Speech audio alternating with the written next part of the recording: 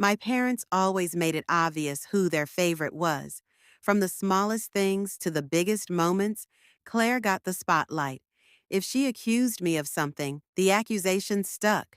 If I accused her, they either ignored me or found a way to scold me for being dramatic. My birthday cakes were the flavors Claire liked. Family nights were to the restaurants Claire wanted. Presents, praise, and protection. All of it tilted toward her. I learned early that I lived in a house where everything had to bend to her needs. When we were kids, she mostly ignored me. As a teen, that shifted into something uglier. Claire lost her friends for reasons I never truly understood. Maybe she was mean, maybe they moved, maybe something else. All I know is one day she had people, the next she didn't. I had friends, and suddenly that was a problem. She started accusing me of lying, of trying to embarrass her, of being selfish. My parents began forbidding me from hanging out with friends because Claire didn't have anyone. And apparently, it was my job to fix that by staying home. The adults in the family only got involved once I blurted out the truth to cousins, and when they confronted my parents, my punishment was to be grounded. The logic was always inconsistent. The results stayed the same. Her friends began coming over and teasing me. My parents called it light teasing. When I brought boys home, Claire would flirt with them and then turn around and tell our parents he had tried to flirt with her. Naturally, they sided with Claire. I got a reputation I didn't deserve. I stopped introducing people to my family and learned to protect myself by keeping things private. Years passed.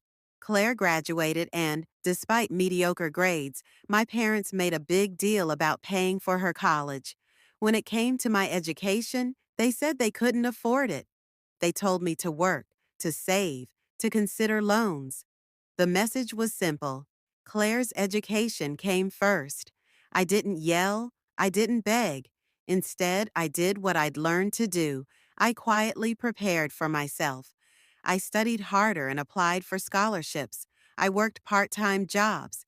The result was a full scholarship to a college I was proud of. College opened a different life. I had space, friends, independence, and the chance to breathe.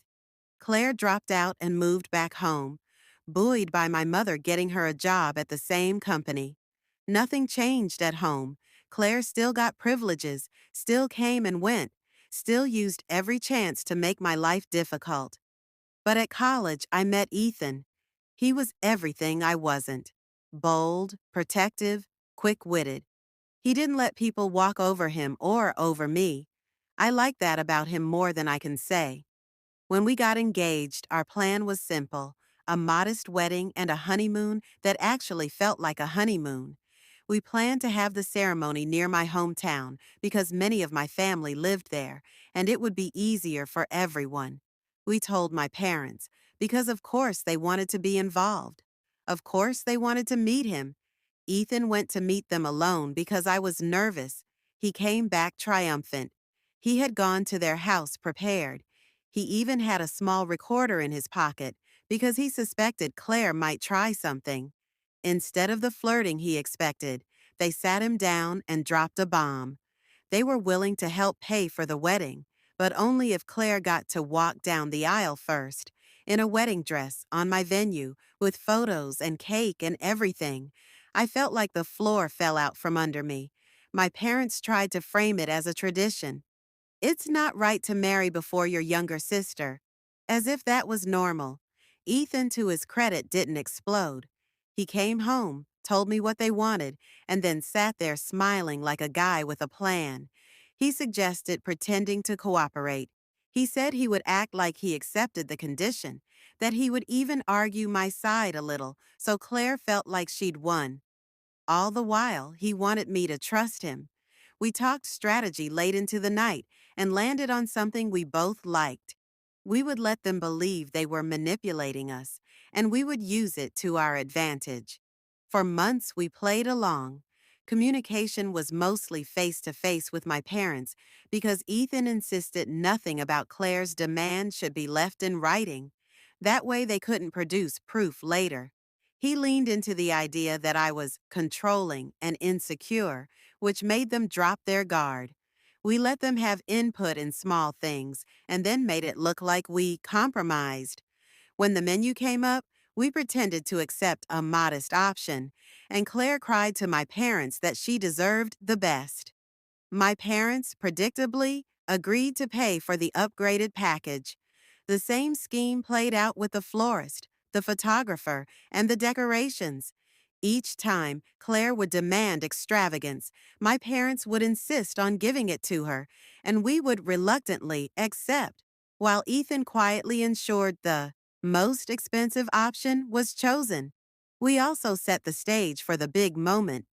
Ethan told my parents he wanted me to be surprised and suggested they wait until everyone was seated to bring Claire in, so I wouldn't be able to stop it. He acted like he was on their side, so they trusted him. Meanwhile, we secretly hired security and arranged for a friend of Ethan's to be part of the plan, someone who could create a little chaos if needed. Ethan told his brother about the broad idea, and he warned us not to go too far, not to do anything illegal. We listened. Our plan had to be foolproof but reasonable. The idea was simple. Let Claire insist on walking in. Have a professional guard at the entrance refuse her. Sit down and let the truth come out on their end. The day of the wedding arrived. The venue looked perfect. I had butterflies I couldn't explain. Part wedding nerves, part the weight of what could happen if the plan failed. Claire came earlier than anyone expected, in a white dress she'd chosen to look like a bride. My parents beamed like they'd won. They thought they'd orchestrated the perfect humiliation and a generous gift in one package. When guests arrived, the security looked like any other venue staff. No one suspected. After my parents took their seats and the ceremony began, the doors opened and the bridal music started. I walked in first. My father sat there stunned. He checked his phone. His face went pale. He left his seat and walked toward the entrance. That's when the drama began. Outside, Claire was arguing with the security guard. Per our arrangement, he refused to let her in. He told her there was clearly a bride inside and that she must be in the wrong venue or the wrong wedding. My father tried to bully him, threatened to call the police, and insisted that the guard was an imposter. The guard, hired by us and following instructions, said he was doing his job. Claire screamed. My mother ran around, and a friend who was in on our plan rushed out, staged a spectacle, and loudly demanded to know why my dad had told her it wasn't supposed to be you. Then ran back in to stoke the confusion. It was messy, and it was perfect. Inside, I kept walking to the front. My husband took my hand and whispered something that made me laugh, despite the tremor in my chest. We said our vows, exchanged rings, and when we walked back down the aisle as husband and wife, some people went outside to see what had happened. Others stayed, clapping and celebrating. My parents never came back to the ceremony. They were left outside trying to control the scene they'd created. Later, the accounts came back to me. Claire had arrived in her gown only to be turned away. My father had tried to force the guard to let her in. My mother had made a scene. Claire had been reduced to kicking and sobbing in the driveway while people filmed and watched. Inside, the whole room buzzed with whispers. Friends and extended family who remembered years of favoritism were suddenly seeing how ridiculous the whole stunt looked. Rather than making me look selfish, it made my parents and Claire look manipulative and petty. Ethan went out, put on a perfect act of confused ignorance, and denied any involvement.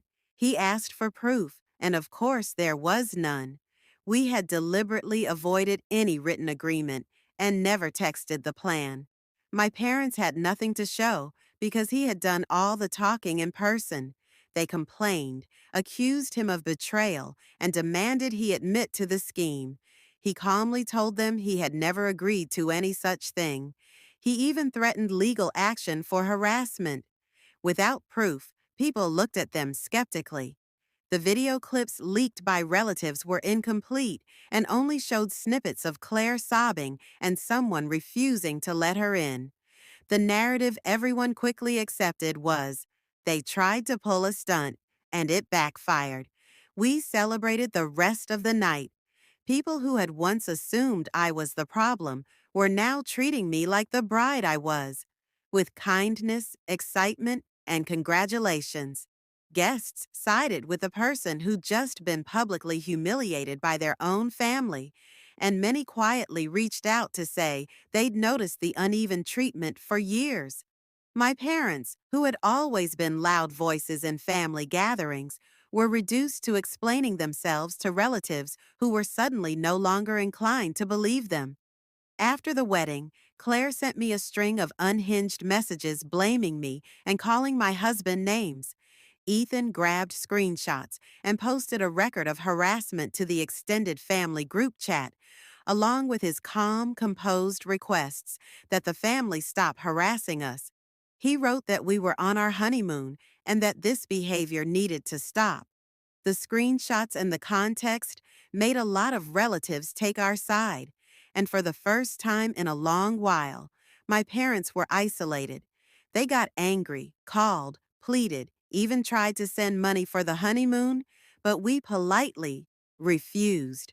We weren't interested in their attempts to reinsert themselves into our lives, and we certainly weren't interested in accepting gifts that came with strings. The sweetest part of all of it wasn't the crowd's reaction or the luxury items they paid for. It was the quietness that followed. For years, I had been gaslit, accused, and forced into a role where my feelings didn't matter. For years, they had normalized Claire's tantrums and punished me for responses that should have been reasonable. On that day, in a dress I'd chosen, with the people who actually cared for me, I felt seen. Claire sat in a white dress, having tried to be the star of my wedding, and ended up looking like someone who'd thrown a tantrum and lost. My parents were publicly forced to explain themselves. That was a rare kind of justice. We've had very little contact since. Claire's messages have been dramatic but hollow. My parents tried a few calls that we sent to voicemail. Some relatives who had been distant reached out to check on us and offer support. Ethan and I laughed about framing Claire's messages if we were being childish, and then tossed the idea aside. The point wasn't to humiliate anyone forever. The point was that, for the first time, I didn't have to swallow the unfairness. I got my day back. If there's a moral to this, it's not revenge in the get them back sense. It's about boundaries and agency. My husband and I executed a plan that protected me, preserved our day, and turned a potential humiliation into a moment of truth that exposed a pattern of favoritism. I married the person I love, surrounded by people who chose to celebrate me. And Claire? She's the one who ended the night exhausted and alone in a dress she'd hoped would steal my spotlight. That's the ending I wanted, not because I enjoy others' pain, but because finally, after a lifetime of being sidelined, I got to stand in the light. It wasn't loud. It wasn't dramatic in the way Claire intended. It was just my wedding. And for once, no one could take that away from me.